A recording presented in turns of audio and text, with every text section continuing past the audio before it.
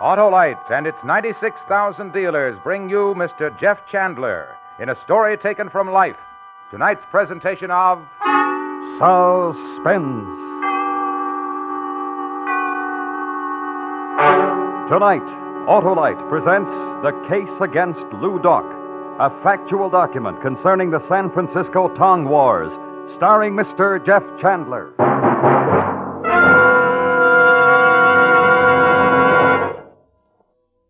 Hello, Harlow. Hi, Hap. How's it going? Oh, horrible, if you mean my car. It wastes gas. It's tough to start. Yeah. Well, why don't you go straight, Hap? Straight, Harlow? Sure. Straight to your nearest Autolite spark plug dealer for a spark plug checkup. You see, Hap, the spark plugs are the heart of your car's ignition system, and they've got to be right.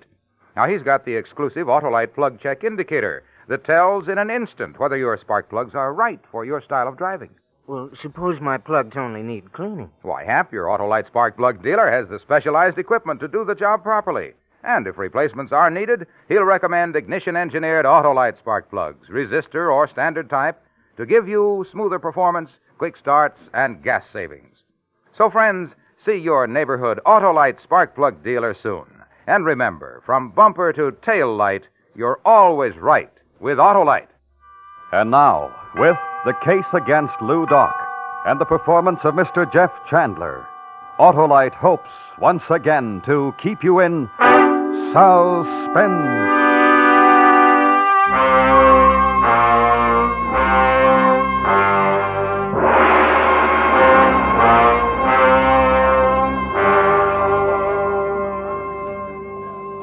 Lieutenant Sunjack, you take your men, go up to the other end of the alleyway. Plant them back in the doorway. It's plenty dark, they won't be seen. I'll do the same down at this end. The signal to move will be a sharp blast of the whistle. You got that? Right. All right, man, you heard the captain. Where's the DA? Over there. Oh, yeah. Thompson, let's get this thing back. Well, looks like I'm right on time. Oh, Glasgow, I'm glad you got here. This must be an important one. Looks like the whole San Francisco police force is here. It's a big one, believe me. Oh, you know Captain of Detectives Wilburn? Yeah, we've met. And this Lieutenant Sonjak. I'm glad to meet you. Glasgow. The men all have their instructions, DA. Good. Then take your positions. Okay, men, let's go. All right, Thompson. You want to come along with me, Glasgow? Our stakeout's down about midway in the alley. All right, with you. It's a laundry. There's a vacant storeroom upstairs. We can watch it from up there. The message you left for me back at the newspaper office wasn't too explicit, Mr. D.A. Well, tonight's the night we've been waiting for. More murder and mayhem. Perhaps. Look, you've arrested hundreds of Chinese before, all members of some Tong. What good did it do? Well, none. Just arresting the hatchet man isn't the answer. No, sir. Well, this is it.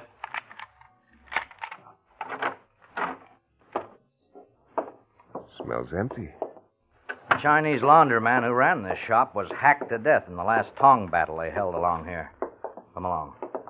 It's up those stairs. Who's having it out tonight? The Hop Ying Tong and the On Sings. Well? Kum Ji Ho and Lou Doc. Yeah. The two most popular and powerful Tong leaders. I agree with you as far as Kum Ji Ho is concerned, but as for Lou Doc... I'm more determined than ever to get him. This man lives a double life, Glasgow.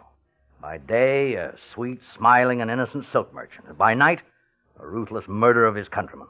He won't stop the Tongs by convicting Lou Doc. Well, we'll be able to see everything from this window. Clear night. Yeah. 1,000,000 stars in the sky. We stood next to the open window above the laundry shop, fearless District Attorney Red Muccia and I, and we waited. From the window, we could see down into the dimly lit street called Sporefoot Alley. A narrow street lined on either side with butcher markets, curio shops, tea parlors, and more laundries. And some of those shops, fronts for hidden gambling dens, sultry, air-oppressed opium dens. Lou Doc, the man the DA accused of being the most notorious Tong leader in San Francisco, was all of that. But he was more. Lou Doc was my friend. He was a man of principles. Born in San Francisco and wanting to adapt himself to the ways of his Western brothers, he'd learned to speak, read, and write a pronounced English. He'd educated himself in the thoughts and ideas of the Western world. I knew Lou Doc. And I had my doubts that he was going to show up in Spofford Alley tonight. Cigarette, Glasgow? Yeah, thanks.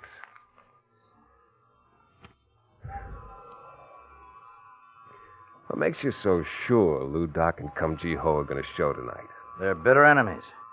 When Cum Ji Ho learned that Lou Doc's brother was in love with one of his favorite sing-song girls, he challenged the Hop Yings. What's the girl's name? Toy. She's a dancer at the Golden Lamp. Oh? On surface, the incident is just a spark to ignite the flame, Glasgow. You know that as well as I do. The real battle is being fought for supremacy. Yeah, almost 12. Any minute now.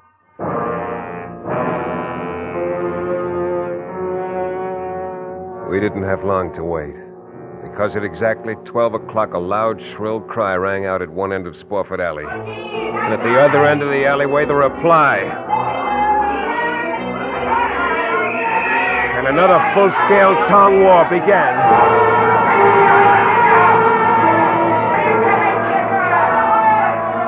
There were at least 50 black-suited Chinese with their plates shoved under dark slouched hats that met head-on in the alley. Their hatches reflected the moonlight as they crashed open enemy heads, and long, gleaming daggers found their marks in soft, easy flesh. And as the police moved in, they scattered in every direction, stumbling over the dead and wounded. But the police were efficient. They'd holed up both ends of the alley, and it looked like they'd rounded up every one of the boo-how doi that was alive. The district attorney paced the floor of the storeroom, his hands nervously twisting behind him as he waited for his captain of detectives to report to him. Then we heard heavy steps coming up the stairs. In a few moments, 3 men appeared at the head of the landing. Captain Wilburn, his Lieutenant Sanjak, and a smiling, dark-haired Chinese with his hands tied behind him. D.A. Oh, where's the other one? He disappeared. What do you mean he disappeared? I don't know, D.A. He was in mixing it up with the rest of them. I know, I saw him. But after we had the rest of them rounded up, I couldn't find him. How did you know it was Lou Doc, Captain? The big head. I recognize his big head. You can't accuse a Bring man that other one over here. Okay. You, move. This is the one they call Cum Ji Ho. I know why you started this one, Cum Ji Ho. Oh, yes. How did Lou Doc manage to escape? Oh, yes. Lou Doc. Very fine silk merchant. Yes. Don't stall with me. It'll go a lot easier on you. You know you're not going to get this man to talk. We'll see about that. Now, I want the names of every boo-how doi that fought in the alley tonight. Chang, Talo, Diang. What was that? I think he said he wants his lawyer before he speaks another word. Correct. A lawyer? Yes. Thank you. Well, I never heard of Looks any... like tonight wasn't the night you thought it was going to be, D.A. I'm afraid your net results are 0.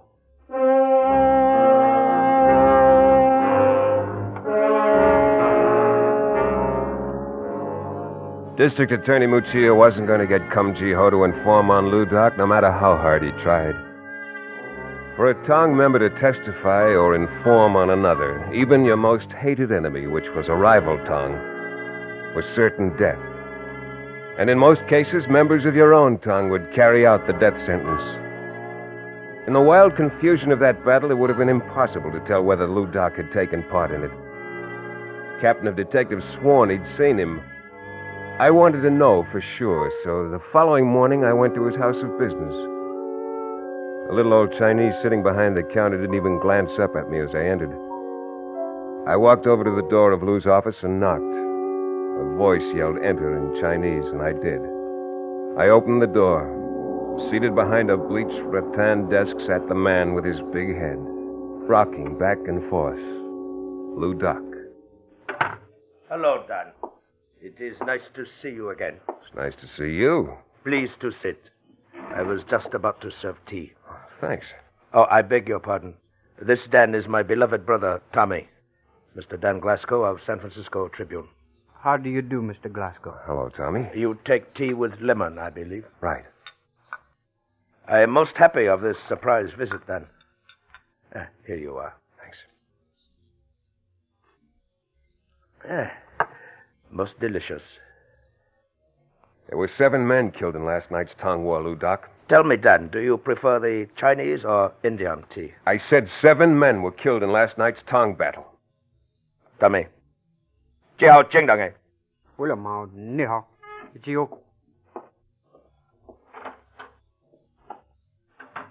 What's the matter? My words too strong for your brother's sensitive ears? Dan, if you were not a true friend, I would easily kill you with my own hand for such remark. I'm sorry, Lieutenant. You, as I, believe in righteous principles. It was upon this discovery that I grow very fond of you. I've honored our friendship. In the ways of your Western world are many things that my people do not understand. Among my people are certain things which the Occidental does not understand. But cold-blooded murder is not a way that either world should have to understand. True. But I have read in the Western world books, I read of organization called California Vigilance Committee. Oh, look, that committee is to protect the innocent from the guilty. Yes, no argument. But for the protection. In Hop Ying Tong is protection for my people. Now comes time when most beloved brother falls in love with sing-song girl named Atoy. He wishes to marry with her. She returns his love. It must be so. And so, in order to bring about this marriage, hundreds of men may lose their lives. If it is as the gods design, yes. There's nothing that I can say that can convince you to settle the whole thing peaceably? In China, perhaps by tribunal, but in San Francisco, then, it is not probable. We must settle this difference by other means. Oh, and I'm sorry, Lou Doc. I'm sorry for your people. There is no one upon whose heart this sorrow hangs heavier than mine. And with that, Lou Doc rose up from his chair, stood staring at me for a moment through tear-filled eyes. Then he turned and strode majestically out of the room, his large head bent as if in prayer.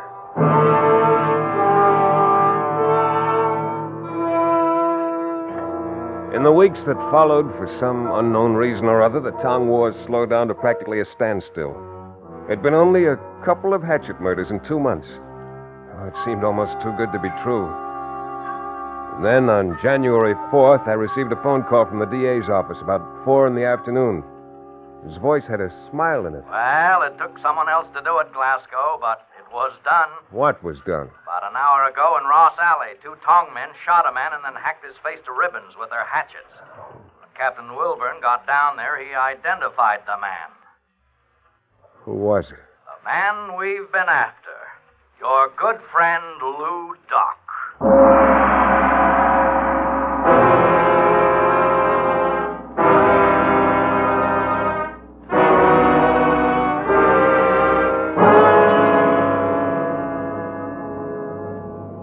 Autolite is bringing you Mr. Jeff Chandler in The Case Against Lou Doc. Tonight's production in radio's outstanding theater of thrills, Suspense.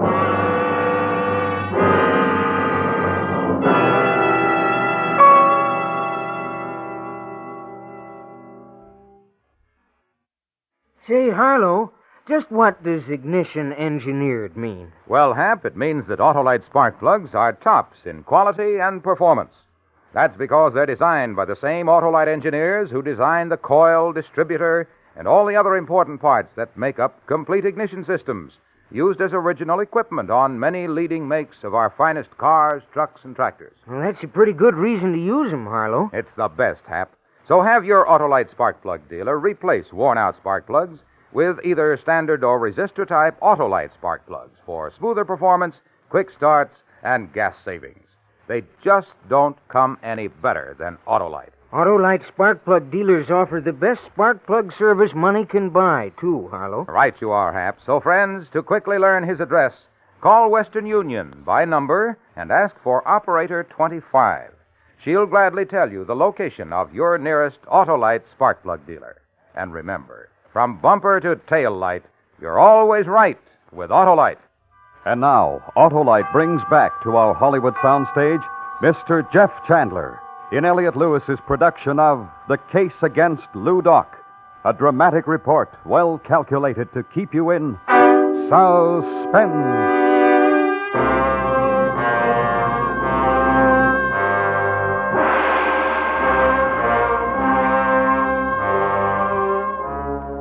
Lou Doc had been my friend, and the realization of what an impact his death would have on his following hit me. It was to be a great loss for them. I hung up the phone and decided to go down to the police station. When I got there, the desk sergeant lifted a tired finger and told me that Captain Wilburn was back in the morgue with Lieutenant Sonjak. Come in, Glasgow. The DA said you might be down.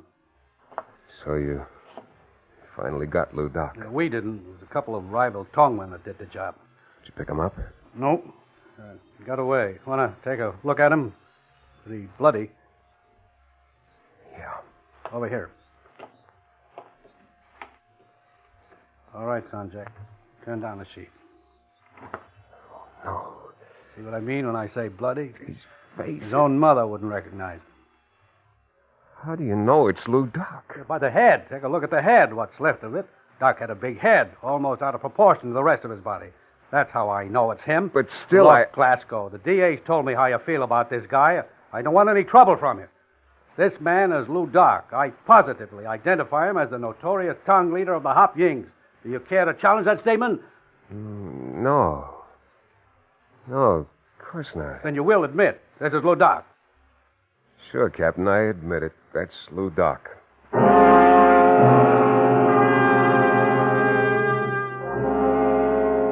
I admitted it because the thought suddenly occurred to me that here was the opportunity I'd been waiting for.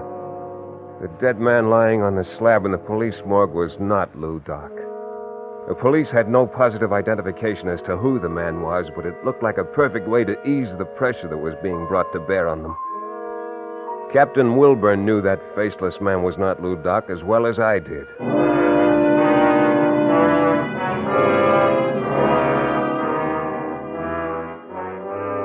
The following morning, I went to the business house of Lou Doc, the silk merchant. Just as I'd expected, the name on the door had been changed. Next door was a gambling parlor. I gave the password at the door and was admitted. I sat down at one of the fantan tables and began playing. I hadn't been playing long when I suddenly felt the presence of someone familiar standing next to me. 3. Sheep. Hello, Lou Doc. Hello, Dan. Happy to meet with you. Is there somewhere we can talk? Come. Owner of this establishment is a good friend of mine. We shall use his office. All right, you lead the way. Come.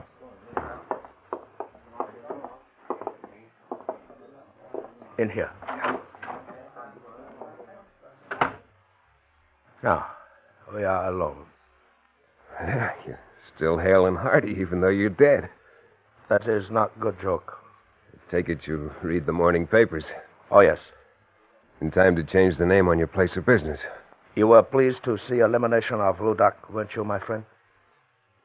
You want the truth? Our most precious bond, Dan. Yes, Lou Doc, I was, because now it's no longer necessary for you to work with any tongue. It surprises me that you, of all persons I respect, should think that way. There's great work yet to be done among my people. Forget the work, Lou. It's a battle that won't be won until every tongue is disbanded. And if I leave, what then? Kumjiho and his tongue take over leadership in San Francisco? The terror that exists now will seem, my friend, a mere particle? Well, what about the police? The police are satisfied, you know that. The notoriety and publicity that have gone before will no longer continue to follow me. The Hop Yings will continue to exist, and you still behind them. Yes, my friend, to make decisions.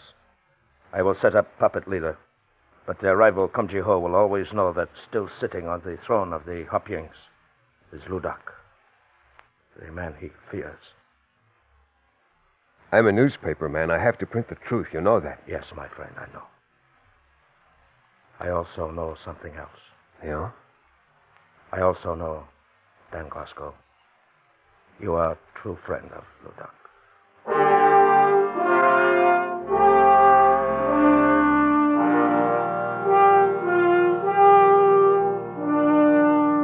And he was right. I knew the fight within myself had begun. To know that he was still alive, and yet never to print that fact. Because in doing so, I'd have to betray his friendship. A windy night in February, I was working late in the office. It was about 8 o'clock when one of the reporters came in and told me that Tommy Yu Shu, Lou Doc's brother, had been trapped in the cafe of his dancer girlfriend, Toy. I rushed down to Dagger Alley. There wasn't a soul in sight. I started to walk. It was cold and Heavy wind was blowing, but my hands were soaking wet with perspiration as I made my way up the cobblestone walk to the Golden Lamp. I imagined 100 eyes staring at me from dark doorways. Then I was in front of the cafe. I walked up to the door. It was bolted. Tommy, you shoe. It's me, the newspaper man, Dan Glasgow. Let me in. Let me in, Tommy. Hurry. Thanks. What are you doing here? Word leaked out the Onsings had you holed up here. They sure do. You took an awful chance coming up that alleyway. Well, what'd you risk your neck here for coming here? A toy, Mr. Glasgow.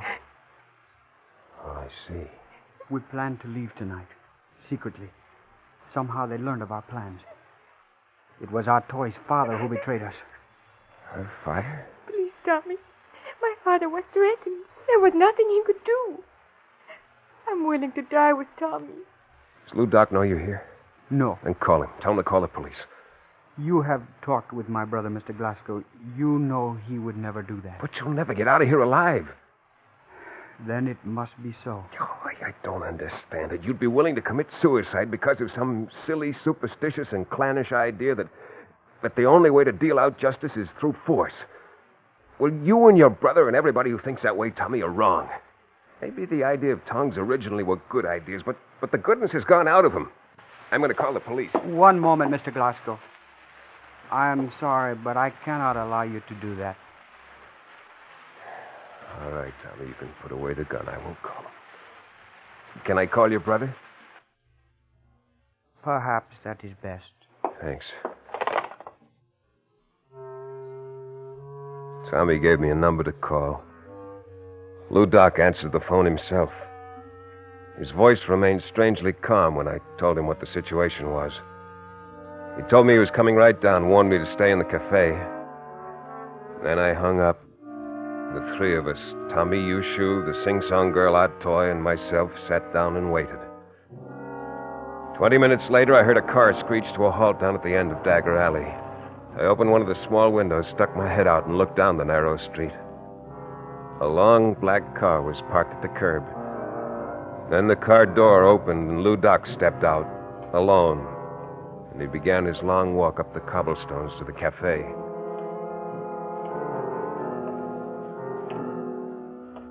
He walked slowly, staring straight ahead, his body firm, rigid, in one position. It was just the movement of his legs. Wearing a long black coat, he looked like a giant as he took long strides, holding his oversized head high. Lou!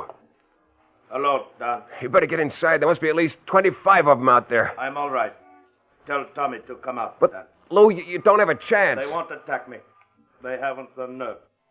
Tell Tommy to come up. Tommy, he wants you to go with him. Tommy! I've got to go, Atoy, but I'll be back for you. Do not fear, my beloved Tell him to one. hurry, Don. Tommy! I'm going. Hello, my brother. It is And good you. to see you. Goodbye, Don. I see you soon again. Soon, Lou Doc.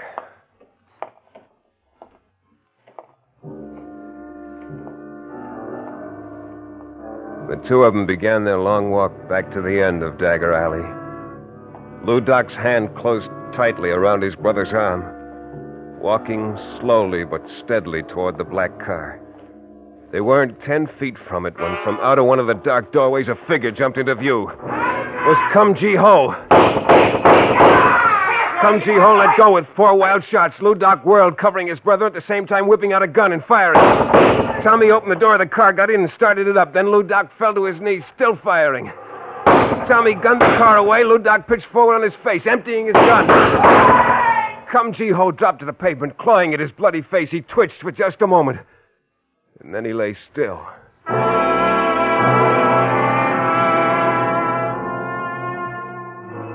When I got to Lou Doc, he was still alive, but bleeding badly. He looked up at me. Much pain, my friend.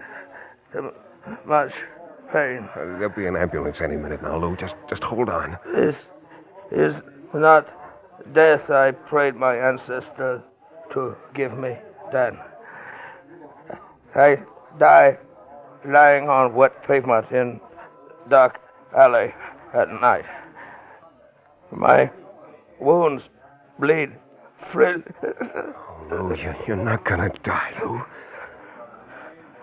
Our most precious bond, truth in our friendship.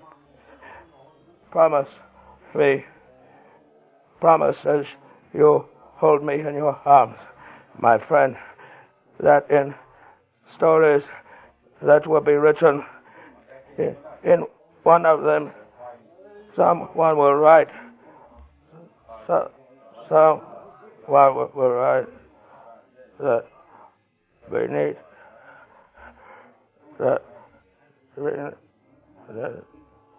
Beneath the cloak of the legend of his notorious reputation, there existed a man who believed in the principles of righteousness for all his fellow men. Who is there who can sit in judgment and proclaim that there was any case but goodness against the man named Lou Doc?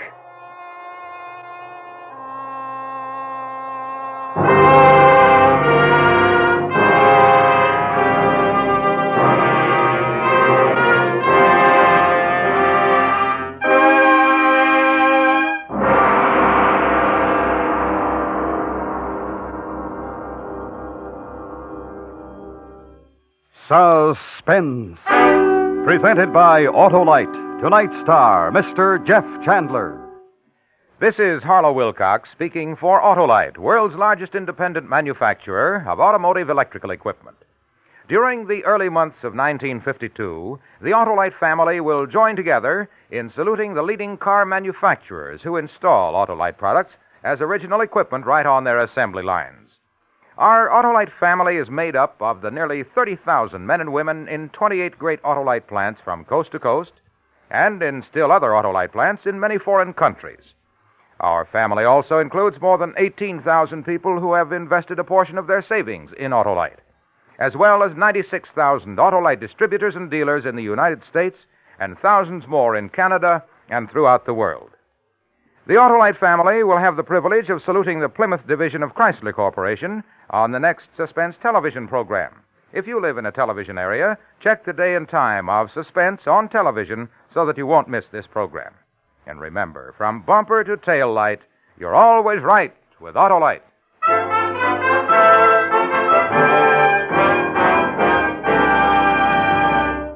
Next week, our star will be the First Lady of Suspense, Miss Agnes Moorehead, as Lizzie Borden, in a dramatization of the most famous unsolved American murder mystery, a true story we call The Fall River Tragedy.